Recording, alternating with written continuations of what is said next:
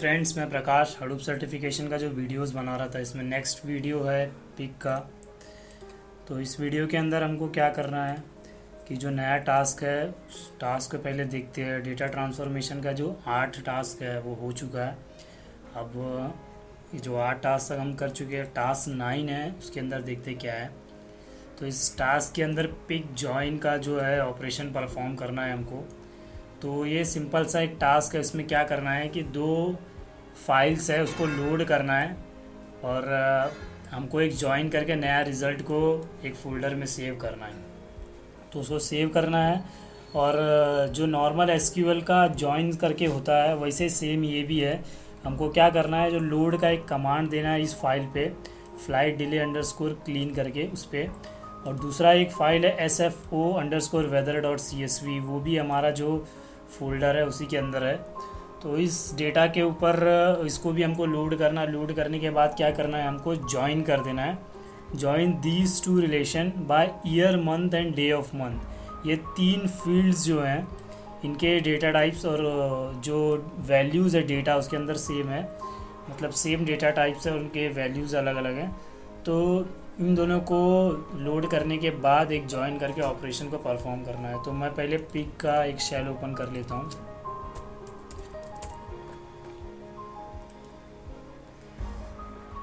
तो हमारा ये जो फोल्डर था HDPCD का, जो हमने स्टार्टिंग में सबसे पहले डाउनलोड करके एक्सट्रैक्ट करके रखा था, तो इसके अंदर हमको क्या करना था कि ये जो फोल्डर था इसको हमने HDFS में पहले ही कॉपी करके रख चुके हैं। तो मैं यहाँ पे ही आपको डायरेक्ट बताता हूँ। ये डेटा सेट्स के अंदर जाके ये जो फ्लाइट डिलेस के अंदर जाके sfo_weather ये जो फाइल है इसको, और ये जो तीनों फ्लाइट डिलेस करके ये तीनों को एक ही फोल्डर में हमने, इधर देखो /user/root, यहाँ पे देखो, यहाँ पे ये फ्लाइट डिलेस अंडरस्कोर क्लीन करके इस फोल्डर के अंदर ये तीनों जो फाइल्स हैं, ये तीनों फाइल्स को हमने लोड किया है। अब क्या करना है, हम इन तीनों फाइल्स को एक ही में करके लोड करके इस फोल्डर में रखा गया है स्टोर करके। अब हमको क्या करना है, ये तीनों फाइल को एक ही है। अब इसके बाद ये जो sfo_weather फाइल है, इस फाइल को ये तीनों फाइल्स के डेटा से ज्वाइन करना है। इसके अंदर अभी मैं ओपन करके देखता हूँ क्या क्या डेटा है और कौन कौन से कॉलम्स है जिसको हमको, ये देखो डेटा को अभी ओपन हो जाएगा इसके अंदर। और एक सैम्पल फाइल वेदर की भी मैं ओपन कर देता हूँ, डिलेस वाली।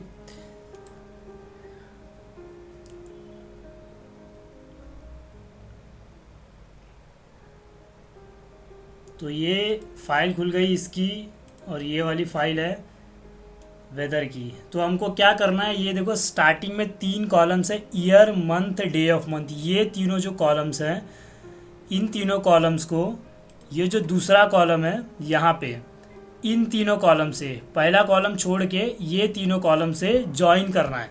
देखो इसके अंदर भी ईयर, मंथ और डे ऑफ मंथ के जैसा ही सेम डेटा है। तो ये तीनों को, ये जो तीनों कॉलम्स है अंदर सबको ये करके ऐड करके नया रिज़ल्ट को डिस्प्ले करना है ज्वाइन करके। तो मैं इसको क्लोज कर देता हूँ। तो सबसे पहले हमारा डेटा जो है कौन से फोल्डर में है, sfo, ये HDPCD के फोल्डर में चले गया मैं। अब इसके अंदर जो डेटा है, डेटा सेट्स करके फोल्डर है, उसके अंदर CD डेटा सेट्स। अब डेटा सेट्स के अंदर ये देखो फ्लाइट डिलेस करके फोल्डर है, CD।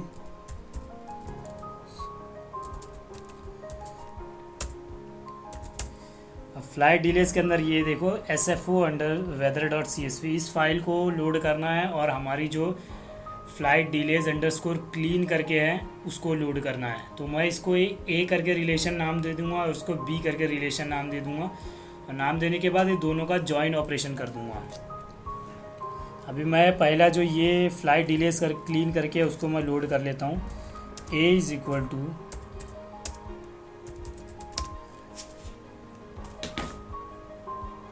Load /user/root/flight delays underscore clean using pig storage।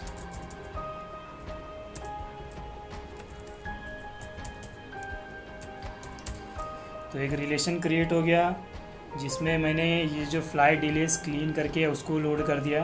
अब दूसरा रिलेशन क्रिएट करूँगा b is equal to load slash direct में, ये पाथ इसका बहुत लंबा है तो इसको इधर से कॉपी कर लेता हूँ। User root HDPCD data sets flight delays SFO underscore weather dot CSV।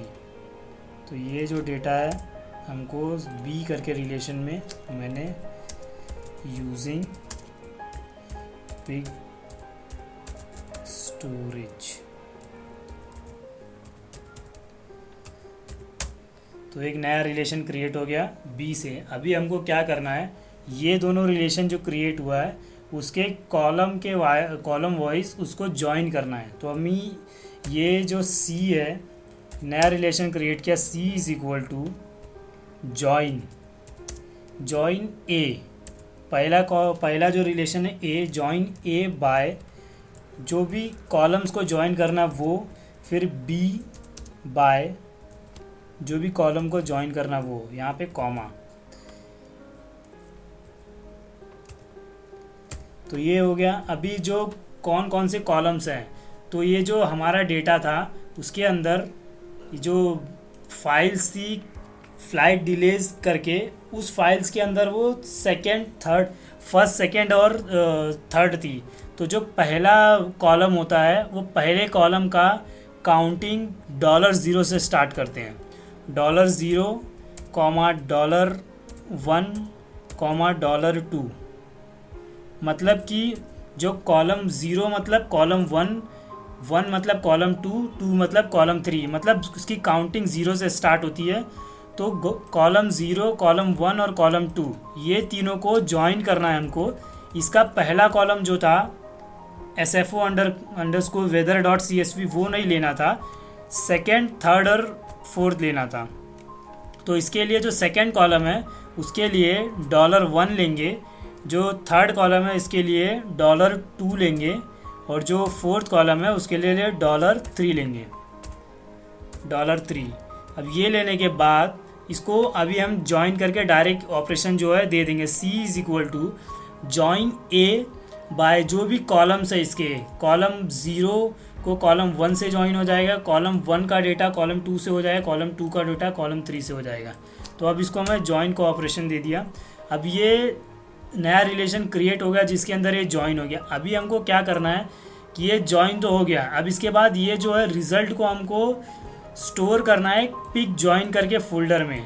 तो मैं क्या करता हूँ, उसको स्टोर कर देता हूँ, store c into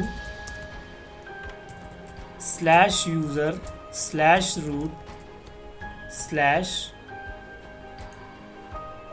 pick join करके एक फोल्डर रहेगा, उसके अंदर ये डेटा जो है स्टोर हो जाएगा। सारे कंबाइन जो डेटा रहेंगे सारे के सारे, मतलब जो पहले वाली CSV फाइल थी और दूसरी वाली CSV फाइल दोनों को ज्वाइन करके एक नया जो आउटपुट निकलेगा उसको वो जो नया फोल्डर पिक ज्वाइन करके आया उसके अंदर सेव हो जाएगा।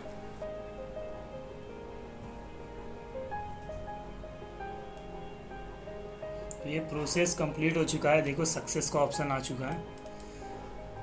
तो ये देखो यहाँ पे ऑप्शन भी दिया, successfully read from this file and read from 366 records from this file. मतलब ये जो फाइल से उधर से कुछ 30,000 रोज से रीड किया गया और ये जो फाइल थी उसके अंदर 366 रोज से। तो अब मैं वेरीफाई कर लेता हूँ। तो यहाँ पे